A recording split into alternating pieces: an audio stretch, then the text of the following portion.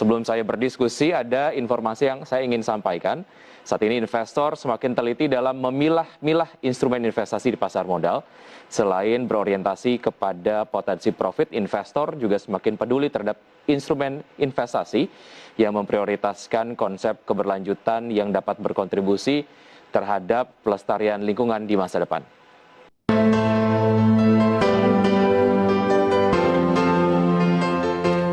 Bertumbuhnya investor yang semakin peduli terhadap emiten yang memprioritaskan konsep keberlanjutan yang dapat berkontribusi terhadap sosial dan pelestarian lingkungan membuat PT Bursa Efek Indonesia akhir tahun lalu meluncurkan indeks IDX ESG Leaders.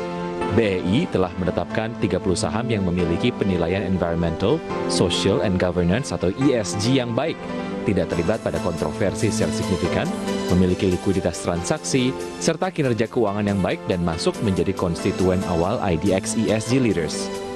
Bursa Efek Indonesia mencatat investasi berbasis lingkungan selama 6 tahun terakhir telah terjadi tren peningkatan secara eksponensial. Investasi pada emiten dengan profil unsur lingkungan, sosial, dan tata kelola atau ESG juga menjadi fokus para investor milenial. Bertujuan untuk meningkatkan value dari pelaku bisnis di pasar modal tentang perkembangan terkini atas isu ESG di Indonesia dan global, serta sebagai media dan diskusi terintegrasi untuk menampilkan peranan, kebijakan, produk, dan layanan dari stakeholders pasar modal Indonesia terkait dengan ESG, OJK dan Self-Regulatory Organization atau SRO yang terdiri dari Bursa Efek Indonesia, KPI, dan KSEI menggelar acara ESG Capital Market Summit 2021 dengan tema Pursuing Sustainable Finance in Indonesia Capital Market pada hari Selasa, 27 Juli 2021 secara virtual. Acara ini juga bertujuan untuk meningkatkan awareness bahwa praktek penerapan ESG sudah umum di Indonesia dan mendorong peningkatan penerapan prinsip-prinsip ESG. Bagaimana detail mengenai acara ini? Simak ulasannya hanya di Market Review.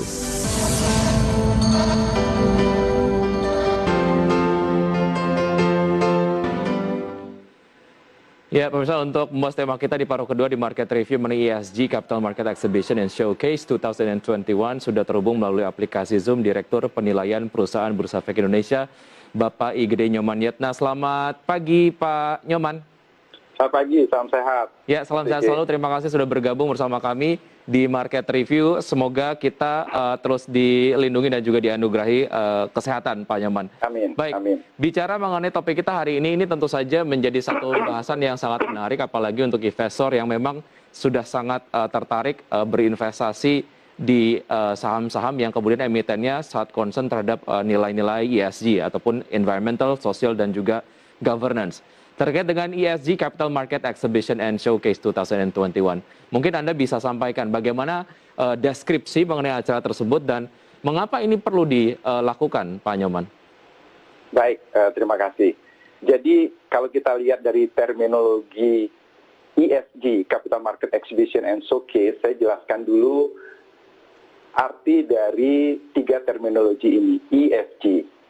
ESG, Environmental, Social, and Governance, ini merupakan implementasi dari keuangan berkelanjutan, atau kalau kita istilahkan di capital market itu Sustainable Finance, yang dilaksanakan dengan mengedepankan keselarasan. Jadi ada harmonisasi antara 3 aspek. Pertama, aspek dari sisi ekonomi, sosial, dan lingkungan hidup. Hal ini tentu menjadi esensial dalam rangka kita mewujudkan perekonomian nasional yang tumbuh secara stabil, inklusif, dan berkelanjutan dengan tujuan akhir memberikan kesejahteraan ekonomi dan juga melindungi dan mengelola lingkungan hidup secara bijaksana. Dengan demikian, kita harapkan ini merubah paradigma, mindset, ya, bahwa kita untuk menghasilkan performance baik dari sisi operational performance, financial performance yang tercermin nanti juga di penilaian para investor, di apresiasi saham yang diperdagangkan di bursa, itu dapat dilakukan dengan harmonisasi tadi. Kita memperhatikan aspek dari sosial, bagaimana kita membantu untuk menumbuhkan peran dari lingkungan di mana kita berada, perusahaan berada, mengurangi gap atau kesenjangan, malah kita bisa memboosting kondisi perekonomian di mana perusahaan itu berada. Kemudian bagaimana juga kita peduli dengan pengelolaan lingkungan hidup, menggunakan potensi dari sumber daya yang ada secara wise. Nah, itu ada istilah governance. Governance-nya bagaimana nanti para stakeholder untuk dapat mengedepankan implementasi ESG tersebut. Baik, Pak Nyoman, bicara mengenai manfaat dari prinsip-prinsip ESG lah. Mengapa ini kemudian penting untuk didorong penerapannya di Indonesia? Walaupun tadi di paket pengantar bahwa sudah mulailah banyak dunia usaha ataupun mungkin perusahaan-perusahaan yang mulai menerapkan prinsip-prinsip ESG ini. Tapi kemudian mengapa ini perlu terus digaungkan, Pak Nyoman? Baik, ini pertanyaan yang sangat kritikal ya. Jadi ESG itu menjadi esensial bagi perusahaan-perusahaan bukan hanya di Indonesia, tapi sudah dilaksanakan oleh perusahaan-perusahaan lain di luar Indonesia. Karena, nah ini yang penting buat investor juga, perusahaan yang dapat menunjukkan perhatian terhadap ESG dan menggunakan noble value dari ESG tersebut akan dapat meningkatkan value bagi stakeholder, baik itu pelanggan, komunitas, maupun lingkungan.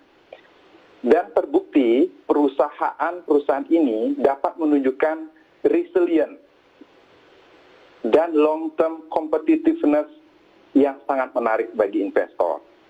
Nah, teman-teman sekalian, pada saat ini para investor, baik retail maupun institusional, sangat care, sangat peduli dengan perusahaan-perusahaan yang mampu menghasilkan pertumbuhan keuangan dan operasional, namun dengan tetap menyelaraskan setiap kegiatannya untuk tetap menjaga lingkungan hidup. Seperti yang tadi saya sampaikan, penggunaan sumber daya secara bijaksana dan mendukung kesejahteraan sosial melalui pemberdayaan masyarakat di sekitarnya. Jadi selain tune from the top, artinya ada dari otoritas yang meminta, mengenforce, mengawasi pelaksanaan dari ESG ini melalui reporting, ya, kemudian yang lebih penting adalah bagaimana implementasi itu dilaksanakan dalam keseharian sehingga terasa manfaatnya kepada masyarakat. Selain tone from the top, from decision maker, memang saat ini institutional investor dan retail sudah memberikan attention sehingga ini menjadi bagian yang mengamplify ya pelaksanaan dari ESG dari stakeholder kita di pasar modal. Ya, artinya dari investor sendiri juga mereka orientasinya hanya bukan hanya kemudian masuk ke instrumen investasi hanya berorientasi profit saja, tapi ada value-value lain begitu ya, ada value sustainability, kemudian juga ada prinsip-prinsip sosial dan ataupun mungkin yang lingkungan yang kemudian juga mereka pertimbangkan lah sebelum mereka akhirnya memilih sebuah instrumen investasi. Oke, ya, baik. Boleh saya tambahkan sedikit? Silakan, Pak Nyoman. Jadi hal yang menarik, teman-teman sekalian, bahwa kalau kita melihat selain tone from the top gitu ya, ada demand dari investor, itu bisa kita lihat dari apa? Yang pertama adalah untuk institutional investor yang besar, maka di policy-nya, di kebijakan dari investasinya, mereka akan menuliskan secara eksplisit bahwa mereka akan menempatkan dananya masuk ke pasar tertentu, let's say ASEAN, kemudian masuk ke Indonesia. Salah satu persyaratannya adalah perusahaan tersebut memberikan perhatian terhadap ESG. Jadi itu merupakan paket dari investment policy-nya mereka. Nah, kemudian hal yang menarik dari sisi demand investor itu kita lihat dari coverage secara domestik di Indonesia dan coverage ASEAN gitu ya. Walaupun sebetulnya penerapannya di seluruh dunia. Saya coba melihat dari sisi yang lebih dekat dengan kita. Di coverage ASEAN ini ada yang namanya FTSE for Good Asian.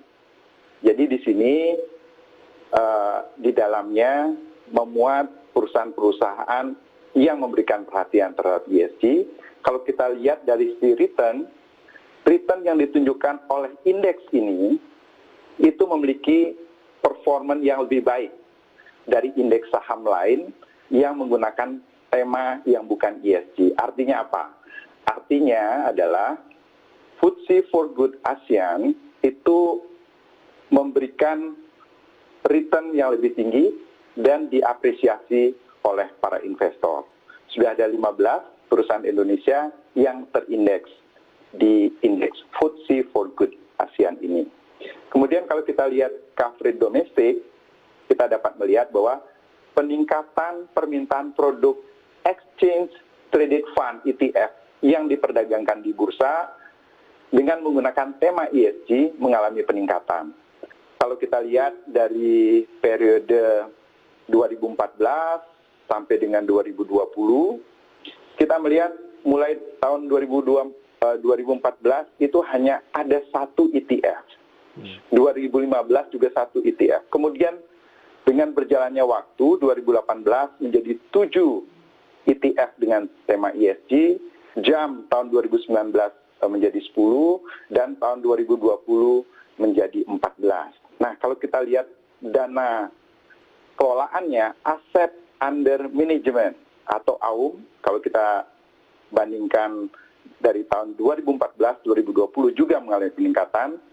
Saya sampaikan yang terakhir saja, tahun 2019 growth-nya itu 143% dari si dana kelolaannya itu meningkat. 2020, 72%. Nah, artinya apa? Appetite dan demand-nya meningkat. Begitupun dengan dana kelolaannya. Baik, secara rangkaian acara saya sepintas lihat ini kemudian menjadi rangkaian acara yang menarik. Mungkin Anda nanti bisa sampaikan lebih detail, Pak Nyoman, setelah jeda berikut ini, karena ini menjadi